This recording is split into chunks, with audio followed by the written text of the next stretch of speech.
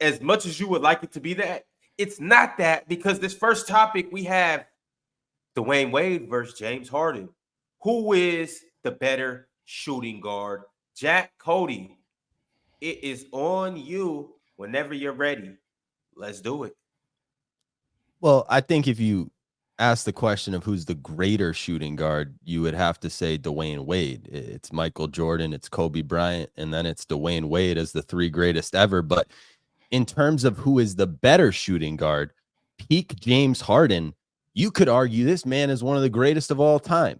And if we want to go down the list here of what Harden has accomplished and what Dwyane Wade has not, say what you want about greatness, James Harden has a regular season MVP. Dwyane Wade does not.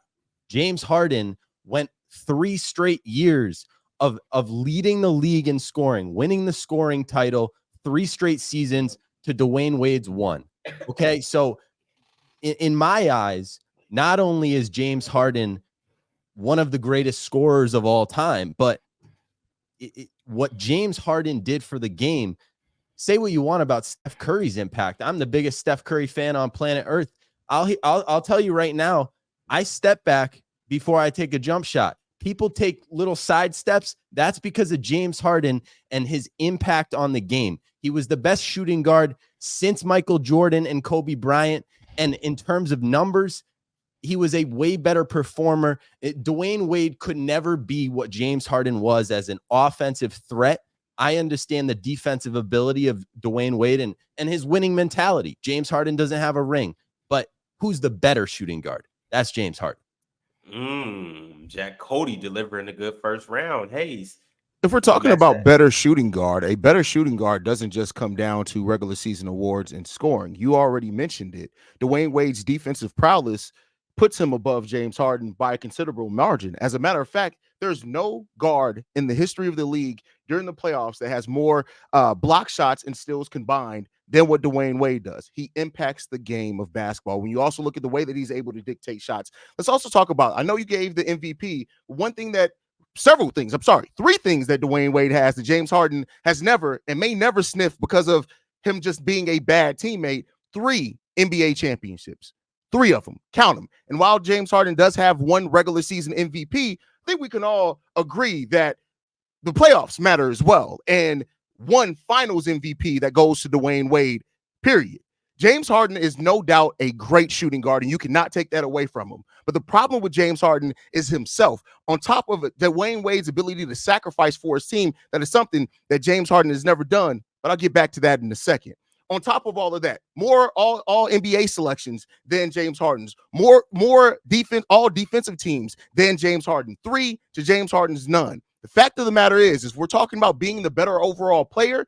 Can't just talk about offense. You can't just talk about passing. There are multiple facets of the game, and Dwyane Wade more consistently impacted every facet of the game of basketball than what James Harden has been able to do, even with James Harden being better right now at a later age than what Dwyane Wade was.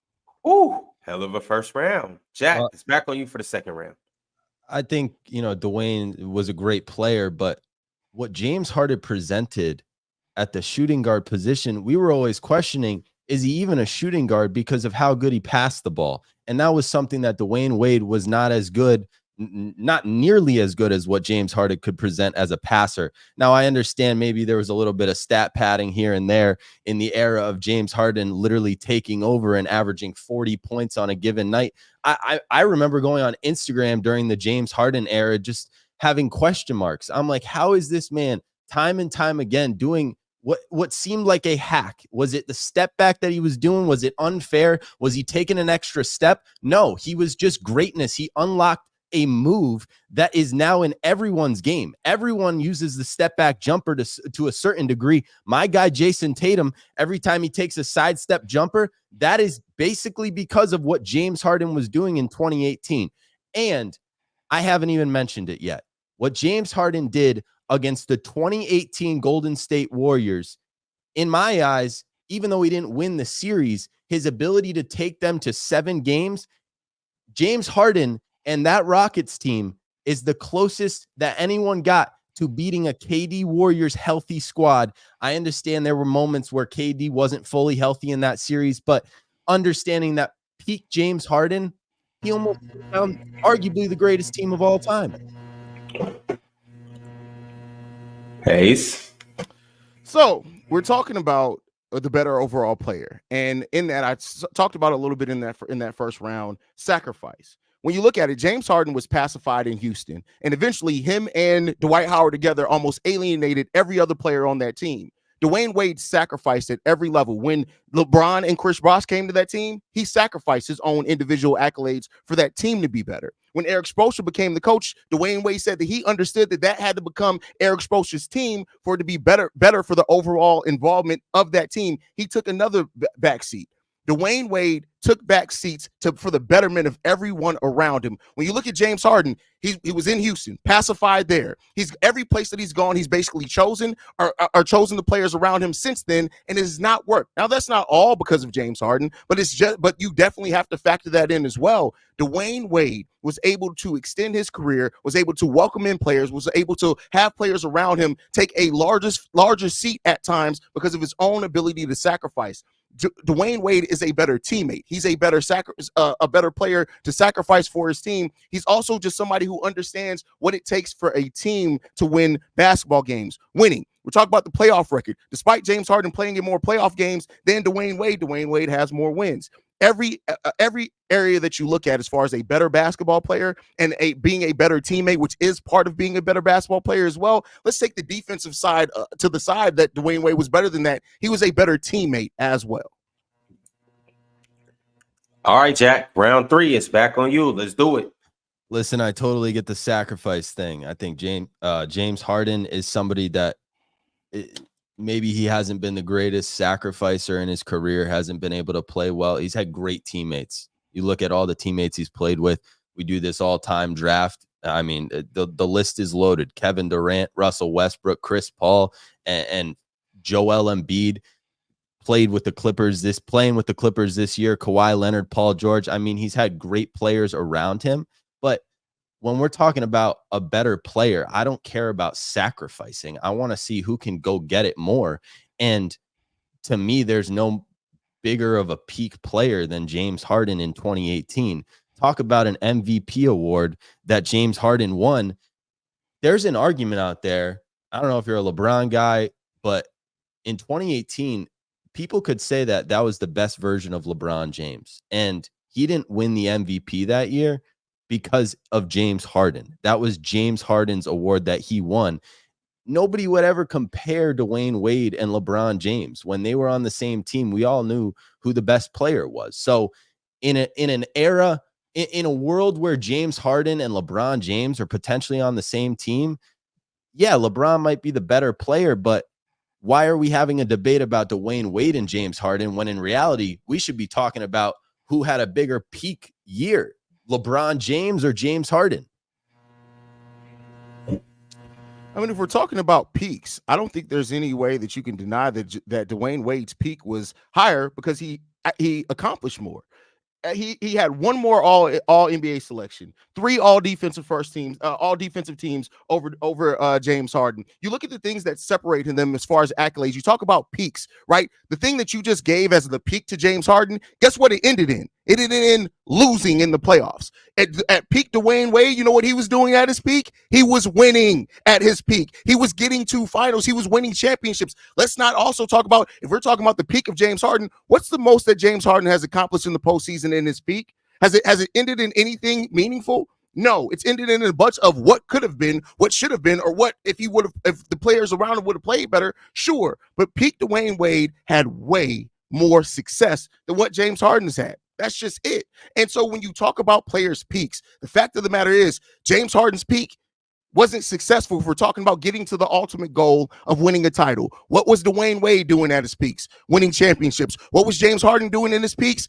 Putting on fat suits and trying to get himself out of town, out of teams, rather than just sacrificing again and winning. You can talk about sacrifice. Doesn't matter when it comes to the better team or better player. It definitely does matter. But let's even if we're taking out the sacrifice part, which, all right, you want to paint that as a narrative, who had the more success? Who's the more storied player? Who has the more accolades? When we're talking about Hall of Fame, the things that separate James Harden and Dwyane Wade are Hall of Fame career within of themselves. The polls are up right Now, we're going to get on to round two, or topic two, round one, which is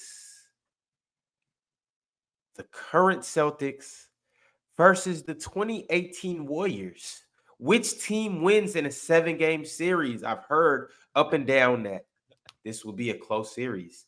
Now, I would leave it up to you guys to let me know how the series would actually pan out. Jack, you went first in the first topic. So, Haize, you will go first for this topic. Your time starts when you do. This is one of the more interesting topics because it's not a different era, but it's conflicting type of styles. Both teams were solid defensively, solid offensively. But I look at the Warriors and I say this is about who could win in a 7-game series. And the fact of the matter is that the Golden State Warriors were in the midst of being 4 years in a row in the NBA Finals at that point in time. It eventually ended up being 5. So they were the more seasoned team. They were the team that was more experienced going through those battles in the playoffs and making it through the finals. Then on top of that, you look at it, they had more all-NBA players on that team than what the Boston Celtics had in 2024.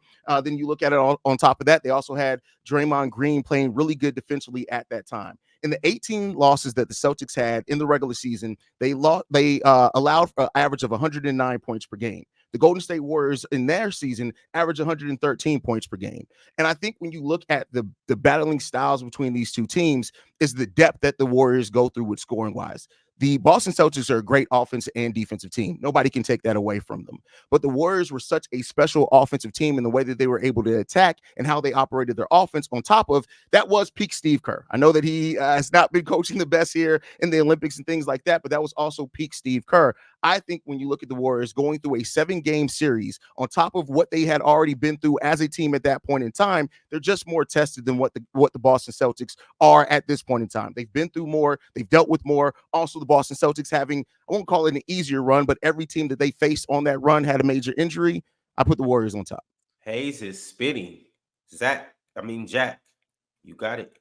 Yeah, I mean, I think nobody can hate or doubt on the fact that what we witnessed with the 2018 Warriors, just the offensive fluidity, Kevin Durant being put onto Golden State was the most beautiful thing for the game of basketball ever. I was a huge Steph Curry fan growing up, but also was a Boston Celtics fan. So this is a great topic for me.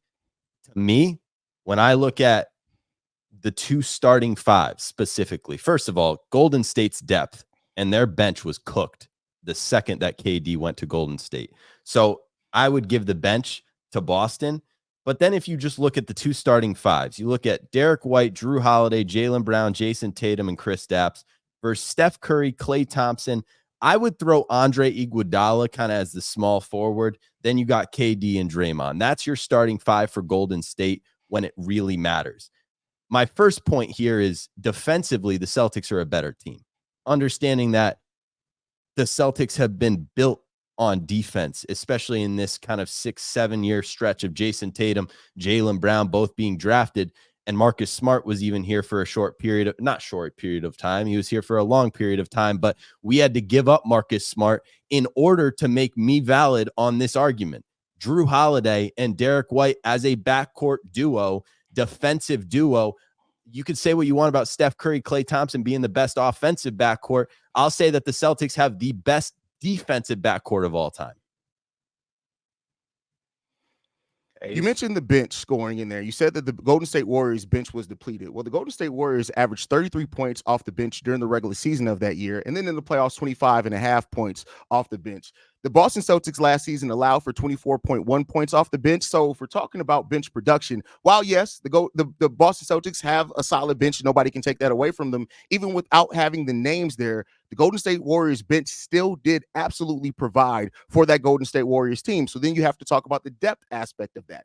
And like I said, when you look at also the point differential, we know that the Boston Celtics had a great point differential in the regular season. But when you look at it, the Warriors in the playoffs in 2018 had an average point differential in wins of plus 10. The Boston Celtics +8. The fact of the matter is that the Golden State Warriors had their best players step up in the right times, whereas during the playoffs for the Boston Celtics, Jason Tatum was shooting 28% from three-point range and overall 42% from the field. You look at that flip side on that run for the Golden State Warriors. You got Steph, you got Clay, you got KD, all still shooting effective field goal percentages from both three and from the field. Their best players stepped up, while one of the best players and your guy on the Boston Celtics had a questionable series. Still impacted, still led the team in scoring, but the efficiency was way down. And efficiency matters when you're talking about a playoff series. How are you able to stay efficient? And the Golden State Warriors stayed extremely efficient. While their bench production went down, their starters picked it up and became more efficient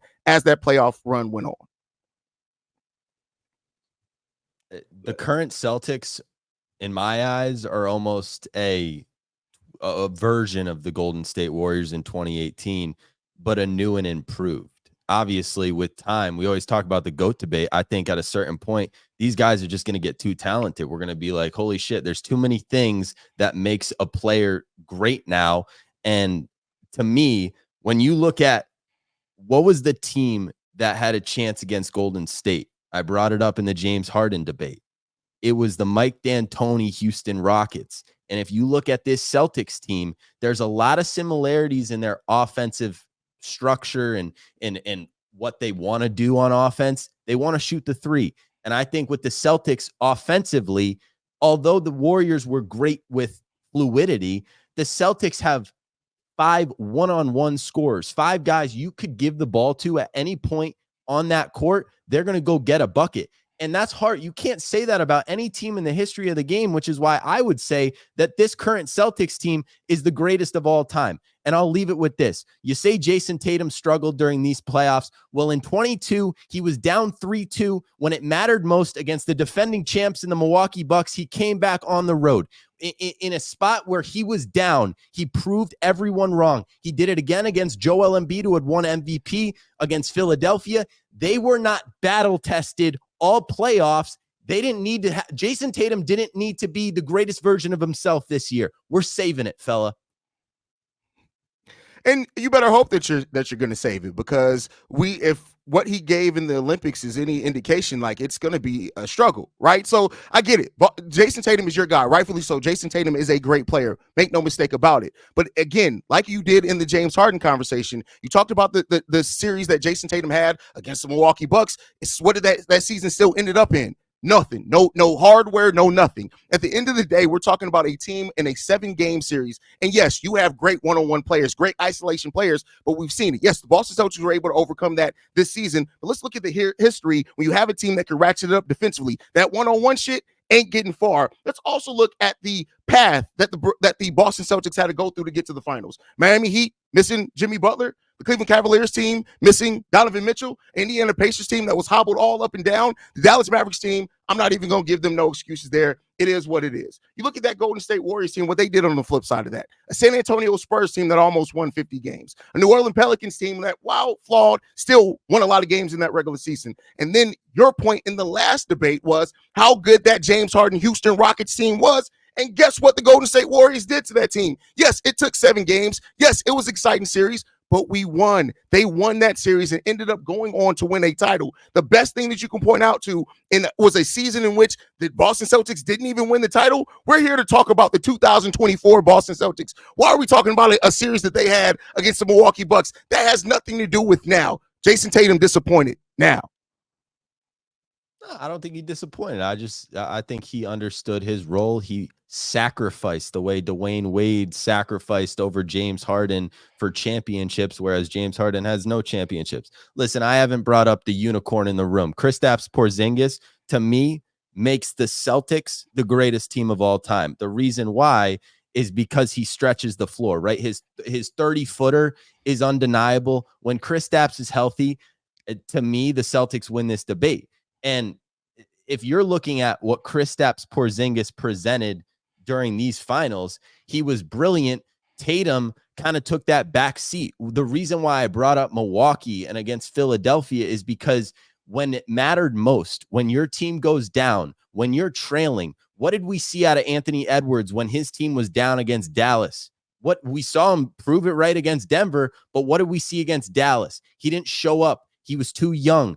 the experience of Jason Tatum is what I'm trying to point to here. He knew that this past year, he didn't have to be the greatest version of himself in order for them to win a title. He did everything right, but ultimately, Stephen Curry was the reason why they won in 22. Am I wrong to say that? No. Steph Curry was the reason. Marcus Smart did as good as he could do, but what Drew Holiday and Derek White present as a defensive backcourt duo, that is, in my opinion, limiting Stephen Curry. And Jason Tatum and Jaylen Brown had plenty of success against Kevin Durant for me to think that JT is a better basketball player than Kevin Durant ever will be.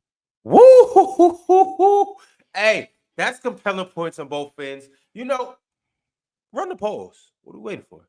As of right now, round 3 stands as Jalen Brunson versus Trae Young. Haize, you went first last round. So, Jack, it is back on you to do the damn thing right now. Let's go. I think if you ask this question in the year that we're in, which is 2024, I would much rather have a guy like Trae Young who presents the three-point shot. Not similar, but he has Steph Curry effect moments. There are moments where you watch Trae Young and you're like, he's got a little Steph Curry to him. But to me, the most important thing to point out with Trae Young is his passing ability, and that's not something that Jalen Brunson is necessarily super skilled at. Jalen Brunson is a great scorer, but if you're talking about which point guard is simply better, who would you rather have at the point guard position? When you look at Trae Young, he's a passer. He's a scorer. He's a three-point shooter from 30 feet. He is the ultimate point guard for a 2024 point guard. I get Jalen Brunson can lead the team in many ways, and he was phenomenal this past year, but I don't think Jalen Brunson could be a number 1 on a championship team, period. Trae Young led a team to an Eastern Conference Finals, and Jalen Brunson, on the other hand, came into the league not as the face of a franchise. Trae Young came into the league as the face of the franchise. The Atlanta Hawks gave him the keys. He took him to an Eastern Conference Finals. And to me, that's one of the more underrated Eastern Conference Finals appearances. I get they haven't really been all that in a bag of chips since, but if you see Trae Young go to the Lakers and you get JJ Redick having him shoot all the threes, he'll be a weapon. When I look at what we're talking about, it's always interesting to talk about who's the better player because, yes, stats dictate, they tell a lot of the story, but then how you break down those stats matter as well. Like, I think when you look at it, when a player steps up, that matters on who's the better player. When Jalen Brunson scores over 30 points, his teams win at a 67% rate, which is almost 10% more than Trae Young when he scores over that same amount. Let's also talk about the clutch factor in this. Trae Young is terrible in the clutch, but despite having a lot of opportunities in the clutch, when you look at it, he shoots 39% from the field and 24% in clutch time over the last 2 seasons as Trae Young. And in those same games and being in the clutch, Jalen Brunson shoots a way better percentage, 40% from the field and almost 36% in the 3 in clutch minutes. It's no different when you look at when the game is on the line. I get it. You can put up a lot of stats over the course of the game and you can fill up the stat sheet, all type of things like that. But when the game's on the line and you need somebody to make a big bucket or a big play, Jalen Brunson has been way better at that despite starting less games over the course of his NBA career. And while you mentioned the passing of Trae Young is great passing. He gets a lot of assist numbers. That's all great. But when you look at the creation, the number of open shots generated for their teammates, Jalen Brunson is right there in the 99th percentile, right up there with who? Trae Young. Jalen Brunson may not get the assist numbers that Trae Young gets, but he does impact the game and creates open opportunities as being one of the only on-ball creators for his team. Jalen Brunson steps up more when the game is on the line than Trae. Is that a fact, Jack? No, I think Jalen Brunson is the most overrated point guard in the game today. I think ultimately you could put Derek White on the New York Knicks and you could put Jalen Brunson on the Boston Celtics, and the Celtics would probably be worse and the Knicks would be better. Okay. Jalen Brunson, although he's a great scorer, I am telling you right now, I'm not talking about stats. I'm talking about facilitating as a point guard. Listen, I'm not a stats guy. I'll tell you right now what Trae Young does as a passer and as a scorer, both. That's what you would want as a point guard. If I was starting a team, I'd rather have Trae Young over Jalen Brunson. To me, I don't see Jalen Brunson And maybe I sound like a Jalen Brunson hater right now. I was watching an interview of Jalen Brunson the other day, and he was bringing up all the points of how he's been doubted early on in his career, and he's too small. He's not a good passer, what I'm saying here, but all the doubts are true. I just think that he's a great scorer, and you can be a great player in this game. Is it going to translate to championships? Neither have. It hasn't translated for either of these guys in terms of the highest level, but if they get the right pieces, which player is going to support his team better in today's game of basketball? I think Jalen Brunson is going to get in the way of a team that has a bunch of talent more, and then Trae Young with the talent is going to be able to facilitate, take a back seat at times, and then ultimately be ice Trae in the fourth quarter. Talking about he ain't clutch. What are you talking about? I just gave you the numbers is what I'm talking about. And let's talk about, you talk about clutch and you talk about stepping up when the team needs it the most.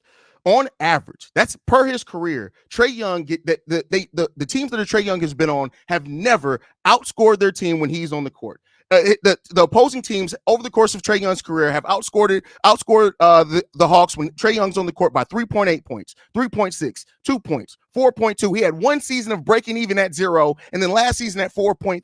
Trae Young may get assists, he may shoot the 3, but he's an absolute cone defensively, and that matters as well. You're talking about some put the better players on the team, and he'll help this team get to the championship. How? Not with those defensive numbers, not at all. Unless you're going to surround him with a bunch of defenders that do nothing but defend, then you may get a positive plus minus with Trae Young on the court.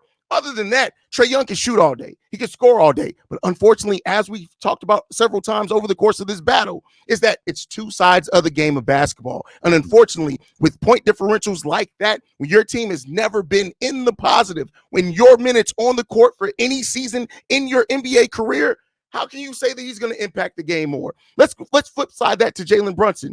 Jalen Brunson in the same time period, because they both have played 6 seasons in the NBA, he has had 2 seasons in which his teams have been outscored when he was on the court. The first being his rookie year before he knew he was going to be. The second season, they outscored opponents by 4 points. Again, the next season by 3.7, and this past season by almost 4. Jalen Brunson is the better player. Jack? I just want to, take this minute and 30 to truly explain the importance of the 3-point shot in 2024. I think what I would rather have as my point guard is Steph Curry. And the second guy I would rather have is Trae Young. It's Steph Curry and what Trae Young does. I see the similarities, and I'm going to point to watching Team USA and watching LeBron and Steph on the same team. We always watched LeBron versus Steph, and we always saw that Steph usually had the better team, and LeBron was carrying, and LeBron was consistent, and Steph was shooting the threes. But when we were able to watch them both on the same team, we saw who was truly the more valuable player when it mattered most. LeBron was consistent all Olympics, but they would have not won gold if it wasn't for Stephen Curry against Serbia, torching them with 36 points. It would have been a laughing stock of the entire universe and sports world had they not won gold. And I would have had the greatest take of all time saying Jason Tatum, they don't win gold without Jason Tatum. But anyways, listen, my point is this. What Trae Young presents as a basketball player is a more valuable thing than what Jalen Brunson presents in today's game. And we saw it firsthand with the comparison of Steph Curry and LeBron James during Team USA. Yes, LeBron was consistent, but what Steph Curry presented, he won us gold. Trae Young does that. Jalen Brunson is essentially the LeBron in this case. If I'm getting this correct, you just spent your last minute and a half talking more about LeBron James, Steph Curry, and of course you had to work in Jason Tatum than talking about Trae Young. I think you just made my point for me. The comparisons between Trae Young and Steph does not all of a sudden make Trae Young this much better player than Jalen Brunson, because you, in your eyes, when you wink at him, you see 2 light-skinned black men and all of a sudden they're the same person. No, they're not. They're not the same player. They don't have the same impact on the game. They may shoot the same. They may have similar styles, but in no way is making comparisons and talking about LeBron and Steph Curry and all these other players more than you're talking about Trae Young, the person you're supposed to be debating for. That makes no sense logically at all. What are we talking about here? Stay on topic. If you are trying to debate for a player being better, and most of the things that come out your mouth are about other players, and of course working in your God in that as well in Jason Tatum, What are we even doing here at this point? Why are we even talking about it? The fact of the matter is this: where have Trae Young's teams been the last few years? Where have they been? They've been in the play-in, getting eliminated in the play-in. If Trae Young was all of a sudden this transitional player that just transforms his team and make people around him better, we would see that. I'm not saying that it's all on Trae Young. Roster construction does make a point as well, but all those assists in the world ain't elevating anybody. Trae Young gets stats. That's great. All power to him. He's going to get a lot of stats and a lot of accolades doing it. But when you talk about winning basketball, when you talk about elevating, an assist don't mean shit if you're just getting a bucket out of it and now wins are coming out of it. Jalen Brunson is a better player than Trae Young. It's up for you guys to determine who won this debate. Once again, you guys need to know that if you are watching this right now and it's not live, you have the opportunity to vote on Big Ox and Elder Rufus, Haize and Jack Cody, or next, Chill and Dion from Ohio. All you guys have to do is type in the comments who you believe actually won. But shout out to everybody that's in here live and that has voted. Fellas, thank you for coming up here, doing your thing as usual. And we will see you guys in a couple weeks in the playoffs. It's the player choice way. Yeah, them boys don't get it started. The player choice way. The player choice way. Comments wish lanes into the player choice way.